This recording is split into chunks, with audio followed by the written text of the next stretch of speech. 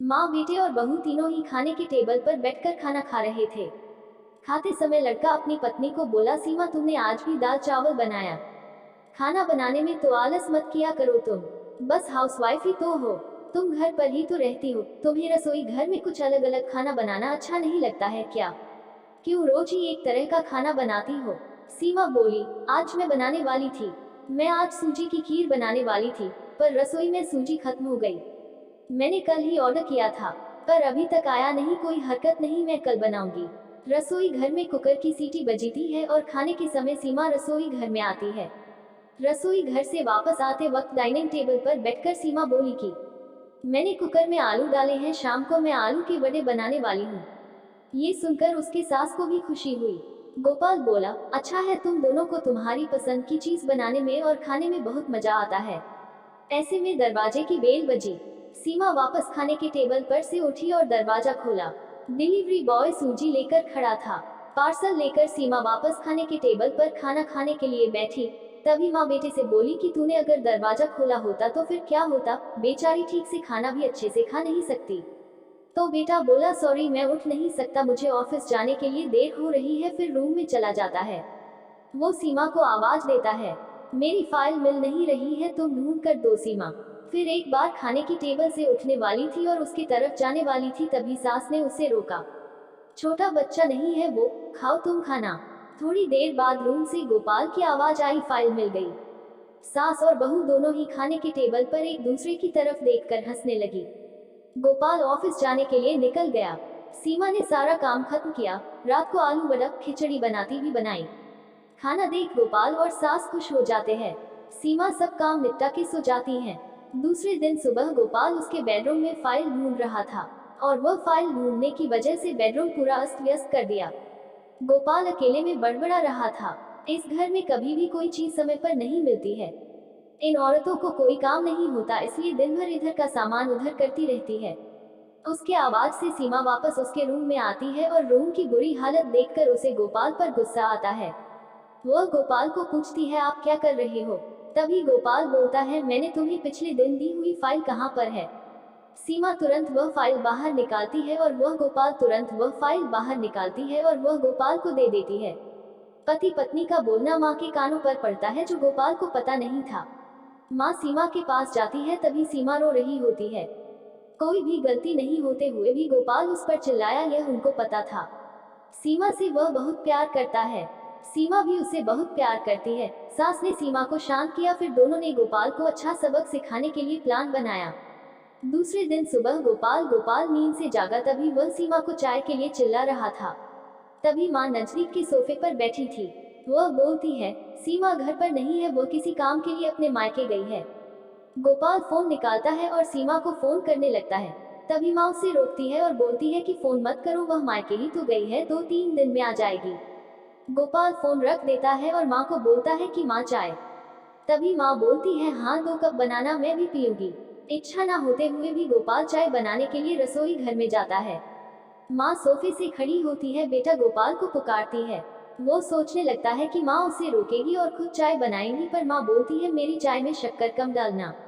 गोपाल चाय बनाता है और चाय लेकर आता है। माँ और बेटा दोनों ही चाय पीते हैं। फिर माँ बोली, चाय अच्छी बनाई है, पर सीमा जैसे नहीं। वो चाय बनाती है तब तुलसी के पत्ते डालती है, उस चाय की तो बात ही अलग होती है बेटा। कोई बात नहीं, अगली बार तुम चाय बनाओगे तब ध्यान में रखना। गोपाल उसकी माँ को देखते ही रह जाता है। थोड़ी देर बाद गोपाल उसकी माँ को बोलता है, माँ आज मैं मटर पनीर खाना चाहता हूँ। माँ फिर से गोपाल की तरफ देखकर बोली, अरे वाह, आज मेरा बेटा मटर पनीर बनाएगा और मुझे खाने के लिए देगा। अच्छा हुआ, बहुत दिनों से मटर पनीर खाने की इच्छा हो रही थी। तभी गोपाल बोला, अरे माँ, मटर पनीर आपको बनाने के लिए कहने वाला था। तभी उसे माँ बोली, नहीं बेटा, मेरे घुटने बहुत दुखते हैं, मैं इतनी देर रसोई घर में खड़ी नहीं रह सकती। तभी गोपाल उसका फोन निकालता है और रेस्टोरेंट से ऑर्डर देने लगता है। तभी माँ उसे रोकती है और बोलती है, मुझे वह होटल का खाना पचता नहीं है, मुझे गैस हो जाती है और तुम मुझे बाहर का खाना खिलाने वाले हो क्या? शायद माँ से प्यार नहीं करते हो तुम गोपाल। तभी गोपाल खाना बनाने के लिए रसोई घर में जाता है। 1 घंटे बाद खाना तैयार होता है। 2 थाली में खाना लेकर गोपाल उसकी माँ के पास आता है। गोपाल ने दाल चावल बनाया है, यह माँ देखती है। गोपाल को बोली, अरे बेटा तुम मटर पनीर बनाने वाला था ना। गोपाल बोला कि माँ यह आसान है बनाने के लिए। तभी माँ बोलती है, सीमा होती तो आज उसने मटर पनीर बनाकर मुझे खिला दिया होता।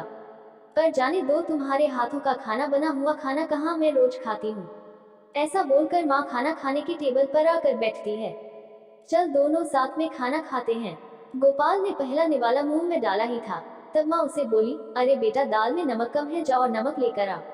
वो खाते खाते उठता है और रसोई घर में से नमक लेकर आता है और माँ को देता है। फिर से खाने के लिए बैठता है, तभी बीच में माँ खांसने लगी और गोपाल को बोलती है, अरे बेटा निवाला गले में अटक गया है, थोड़ा पानी लाना। गोपाल फिर खाते खाते उठा और पानी लाने गया। फिर वो पानी माँ को दे देता है। सब में गोपाल के चेहरे पर गुस्सा स्पष्ट रूप से दिख रहा था। गोपाल को अब समझ में आ रहा था कि वह सीमा के साथ जिस प्रकार बर्ताव कर रहा था, उसे कितना बुरा लगता होगा। वो ये सब खुशी से करती थी, उसके चेहरे पर कभी भी कोई शिकन नहीं दिखी। वो सोचते सोचते खाना खा रहा था। माँ यहीं पर नहीं मानी। खाना होने के बाद माँ गोपाल को बर्तन धोने के लिए कहती है और माँ उसके रूम में आराम करने चली जाती है। माँ उसे परेशान करने का कोई मौका नहीं छोड़ती। वो गोपाल को बुलाकर चद्दर ओढ़ने के लिए कहती है।